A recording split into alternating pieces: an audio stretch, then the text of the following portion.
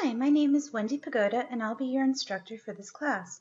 For part 1 of the orientation, we'll just be going over the syllabus, so click on Course Syllabus right here. Okay, and up should open a PDF file of the syllabus, if you were to do that. Okay, so just going over some basics here. This is your section number. The class starts on a Thursday, which I know is a little bit weird. I didn't choose that. All right, just moving on. As I said, my name is Wendy Pogoda. My office, if you want to physically come to my office, it's STPRD. This is the STPR portable, which is the portable closest to the overflow. Well, what used to be the overflow parking lot is now a construction site. Here are my office hours. If you need to meet with me in person some other time, I'm definitely available. Evenings work really well for me, like after 7:30-ish p.m. works really well most days. Fridays I'm available most days, but the campus closes pretty early. Saturday, same thing. The campus closes around 2 or 3 p.m., but I am available. Saturdays work out perfectly for me because I never have meetings on Saturday. Here's my office phone number, but honestly, that's not the best way to reach me unless I'm actually physically in my office. Though you could leave me a message, but keep in mind I may not check it until the next week. Email is by far the best way to get a hold of me. I am so good about answering emails. I'm on the computer probably more often than I should be, but if I'm not actively teaching or out eating lunch or something, then I will be near a computer and I will be answering my emails. So I probably check my email about maybe 10 or 12 times a day. So if it's taking me more than like 12 hours to check my email, that's very weird. If it goes 24 hours, just email me again, because that probably means I lost your message or it got blocked. There's a spam filter, so sometimes that happens. So maybe try emailing me from a different email address.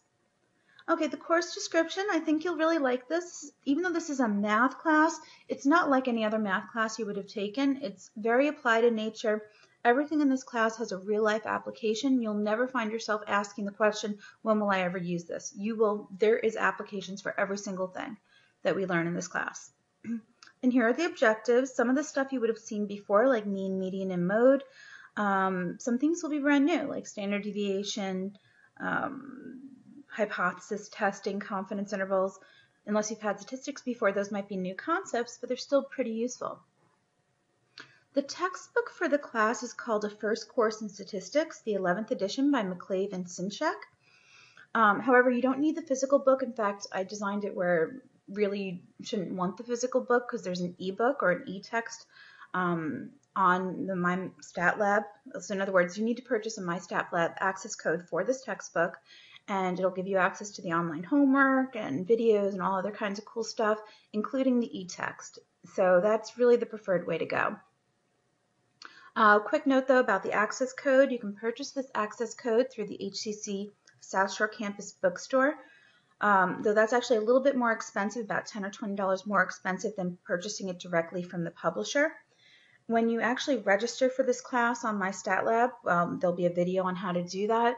But when you actually do that, there'll be a place to enter in your access code. If you don't have an access code yet, you'll have a chance to purchase one then. It's about $94 if I remember correctly.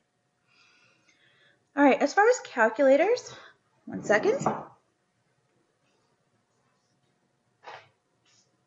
Apologize for that. All right, so the calculator for this class is a TI-8384. It's the calculator I use. You don't have to buy this one specifically. Any scientific calculator will work, but this is the one I use, the one I'm familiar with, so it's up to you. It costs about $100, but really, you really only need a calculator that does square roots. This is the bare minimum. And a scientific calculator could run under $10 if you shop around. So this is preferred, but any calculator will work. A TI-30X2S runs about $12. It's not a graphing calculator, but it will do a lot of the cool statistical features that this one does.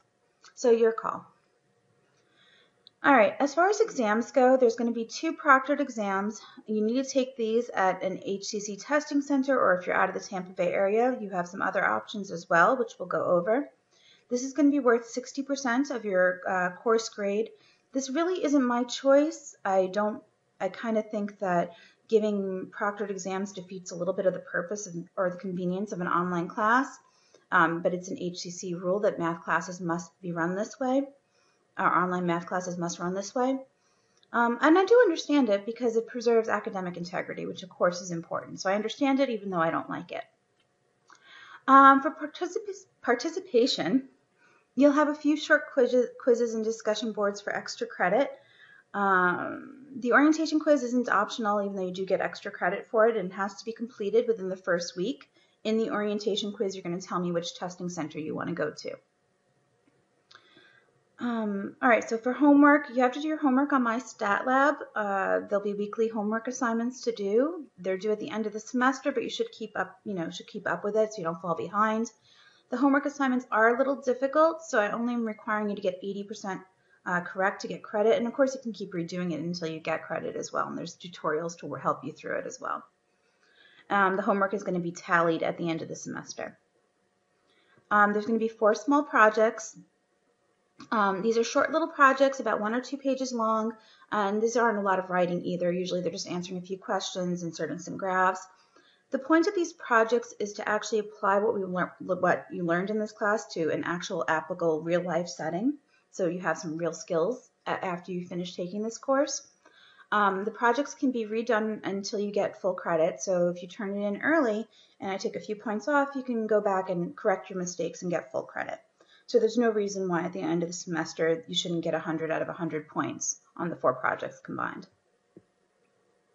So add up all of the points in this class. It's out of 500 points. So your grade's going to be out of 500, not including the extra credits. 90% and above is an A, etc. I'm not going to give makeup exams because it seems a little silly. You have 8 days to take your exam. Just make sure you plan in advance and talk to your testing center in advance to make sure that, well, they might require appointments. They might have only certain hours available. So make sure you talk with them in advance. But being that you know exactly when the dates are in advance, there's no reason why there should be makeup given. Of course, if there's some kind of weird thing where like you happen to have a wedding for the 1 week that I'm giving the midterm exams or the final exams, we can work something out. Just let me know. Let me know now. If I start getting messages like a week before midterms, I'm going to say, sorry, you get a 0. So just, plan in advance. Academic dishonesty, don't cheat. I will catch you. I am very good at catching people. I catch probably at least like 1 or 2 people every semester, so don't do it. Important dates and withdrawal information. Here are the dates for the semester. Just be careful, of course, with W's because, you don't get your money back. So if you want to actually withdraw from the class and get your money back, you have to drop the class by 9/24. So you only have a few days to figure out if you want to stay in, if you want your money back. So just be careful with that. The equity and disability policy. If you need any kind of accommodations, make sure that you talk to Rich Cervetti if you're on the South Shore campus or if you're on another campus, whoever's in charge. I've talked with virtually all the accommodation directors, and they're all wonderful people.